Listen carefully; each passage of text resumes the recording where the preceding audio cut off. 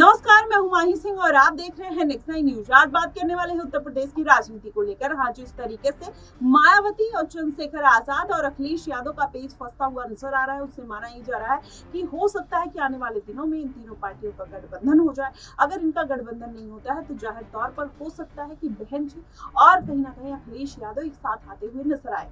फिर वही बुआ भतीजे की जोड़ी एक बार फिर से उत्तर प्रदेश में कहीं ना कहीं अपना दमखम दिखाते हुए नजर आ सकती है। जी हाँ, आपको ये पूरा मामला इसलिए निकल कर आ रहा है कि जब से अखिलेश यादव ने मायावती की खुलकर तारीफ की है और कहीं ना कहीं उनका पक्ष लेते हुए नजर आए, उससे ये तमाम तरीके की अटकलें लगाई जाने लगी है। अब ऐसे में मायावती किस तरीके से अपना डिसीजन लेते हुए नजर आएंगी। हालांकि उन्होंने लोकसभा चुनाव में अपने जन्मदिन के अवसर पर यह साफ कर दिया था कि वो किसी भी पार्टी के साथ गठबंधन में नहीं जाएंगी, लेकिन राजेश चौधरी के बयान के बाद ये कहा जाने लगा कि मायावती के लिए जो अखिलेश यादव का सॉफ्ट रुख है, उससे ये अंदाजा लगाया जा सकता है कि अब उत्तर प्रदेश में कुछ बड़ा उलटफेर देखने को मिल सकता है। क्या वाकई में मायावती और अखिलेश यादव का एक बार फिर से गठबंधन होगा या मायावती एक बार फिर ताल ठोकते हुए नजर आ सकती है। फिलहाल अभी उत्तर प्रदेश में जो समीकरण बनते हुए नजर आ रहे हैं, उसमें योगी आदित्यनाथ उपचुनाव को लेकर काफी सीरियस नजर आ रहे हैं और जिस तरीके से लगातार मिल्कीपुर सीट और कटहरी सीट पर वो अपना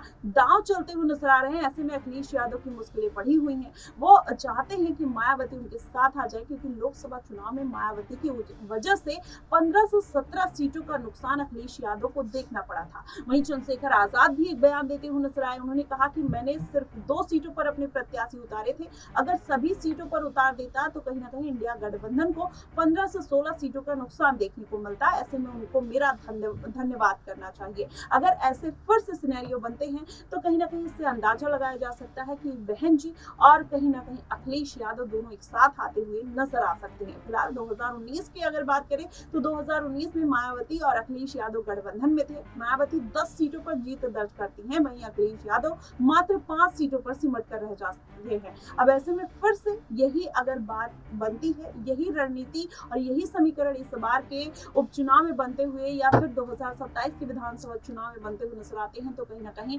भारतीय जनता पार्टी के लिए बड़ी मुश्किल खड़ी होती हुई दिखाई देगी, क्योंकि मायावती कहीं ना कहीं देखा जाए तो एक वेटेज का काम करती है भारतीय जनता पार्टी के लिए। अगर भारतीय जनता पार्टी मायावती का सपोर्ट ना मिले तो कहीं ना कहीं फिर से 15 से 16 सीटों का नुकसान देखने को मिल सकता है। वहीं उपचुनाव की बात करें तो 2 से 3 सीटें कहीं ना कहीं भारतीय जनता पार्टी के हाथ से निकलती हुई दिखाई दे रही है। फिलहाल देखना दिलचस्प होगा कि क्या वाकई में इस गठबंधन पे मोहर लगी, क्या मायावती एक बार अखिलेश यादव के साथ जाने के लिए तैयार होंगी या फिर अकेले ही चुनावी तार ठोकते हुए नजर आएंगे। फिलहाल देखना दिलचस्प होगा। आपको क्या कुछ लगता है, आप हमें कमेंट बॉक्स में जरूर बताइएगा। फिलहाल के लिए बस इतना ही। देश और दुनिया की तमाम खबरों के लिए हमारे साथ बने रहिएगा।